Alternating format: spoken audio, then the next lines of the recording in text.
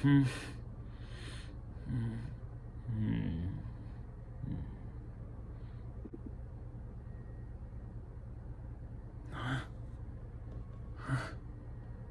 is everything so different? What's with the lighting? Oh, I'm awake. Oh, thank goodness. I think I went into further there. Hi again, everyone. Scott Player here, and in this video, I am going to finally be doing my review for the newest Insidious movie, Insidious: The Red Door. And this movie just became available for streaming. I got it on Amazon Prime yesterday, and I just finished watching it just a little while ago. So I want to give my fresh thoughts on the movie now that it's currently fresh in my mind. So yeah, let's go into this. I definitely think that what's interesting is that Patrick Wilson, he directed this movie, and he was also the main star. So this guy was rather busy with this movie. I think he easily, I think he gave the best performance in this film. Rose Byrne, who was in the previous first two films, I liked her in this movie too, but she wasn't in the movie quite as much as Patrick Wilson or even Ty Simpkins, because those two were basically the lead roles in this movie, both Patrick Wilson and Ty Simpkins. It was nice to have Ty Simpkins back, seeing how old he is now compared to back then when the first two movies came out. And it was interesting because I like the premise. I like how Dalton is going to college, and both him and his dad, their memories of the events of the first two movies are foggy at best. And I like how they're sort of trying to piece together this sort of mystery of what happened in those first two movies, because they can't remember. And I thought that was interesting, but at the same time, us, the audience, we already know what happened. It's just the characters don't. And while that is interesting to have that sort of mystery in this film, I just think that they could have done something different in regards to the story here. They could have something different, but I mean, I get it. It was their way of having these entities coming back. It was their way of having like the lipstick face demon coming back, because trying to unlock those memories sort of made that demon come back. And I thought that was interesting, but it's just, we've seen the we've seen these things done before, not just in the Insidious movies, but in other horror films too. So this movie doesn't do anything new or different, and it doesn't, I was kind of hoping that we'd get a little bit more of a backstory for the lipstick face demon with this movie.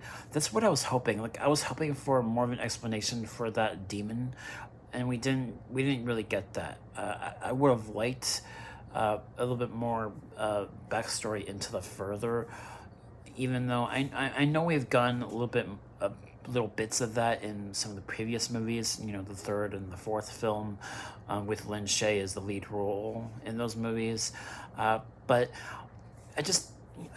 they could have done something different with the story. And while I did like this movie, and I thought Patrick Wilson did a good job directing this film, I just feel like they could have something different. They could have done something different with the story. That's just my main thing.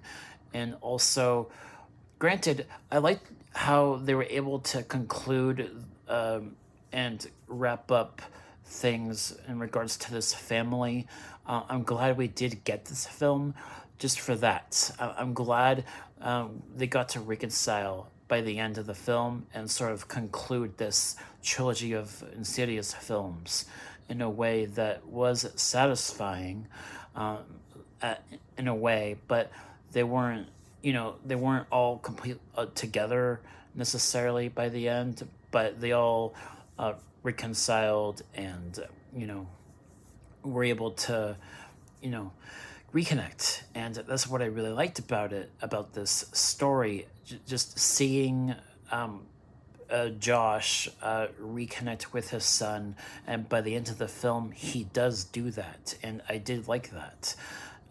And I thought the lighting and the direction and the camera work, all of that was really well done. You know, like I said, Patrick Wilson, I thought he did a great job.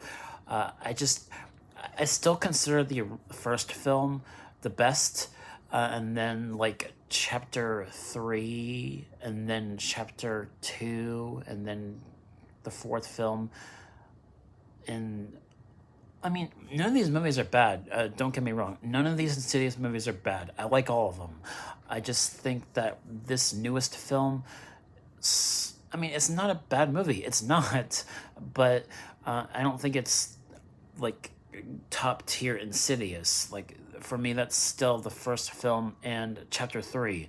Those are my favorites as of this film coming out now. I still like those. The first film, the best. The third film, those are my two favorites out of all these films. And I don't think they would continue with the Insidious franchise. I mean, they still can if they want to, but I don't see what they would do. Probably, if they did focus on new, they would probably focus on new characters, because they don't need to tell any more stories with this family or with Lin Shaye's character either, because she's dead. There's no point of telling any more stories with the characters from previous movies, because there's no point. So if they did make another Insidious movie, it would have to be new characters. So that's my thoughts about that. And overall, I think this franchise, I think it deserves to have a break. You know, they don't need to keep going with new movies, if you ask me.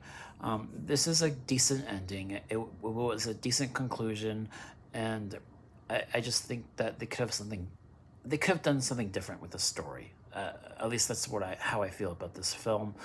And I liked Ty Simpkins. I thought he was great in his role, and I think, I mean, there weren't a whole lot of characters in this movie to follow, really. And also, there was Ty Simpkins' roommate in his college. So there was her, and then there was also the fact that Dalton was taking this art class, and the teacher in this art class was sort of kind of rude at first, but she was able to help Dalton start to clue in on certain things about his past, and I thought that was cool. I liked that. So, yeah, I mean, overall, I thought it was a decent film, but I also think that they could have, like I said, they could have done a better job with the writing. Just that's just my main thing. And then also, like certain aspects of the movie that I also think they could have done a little bit better with. I would have liked more of the lipstick face demon, like I was saying, more of a backstory to that demon. And yeah, so I think if I had to give this movie a grade, I'd probably give it a B. That'd be my grade for Insidious the Red Door. And those are my thoughts. All right, guys, thank you all so much for watching, and I'll catch you guys next time. Peace.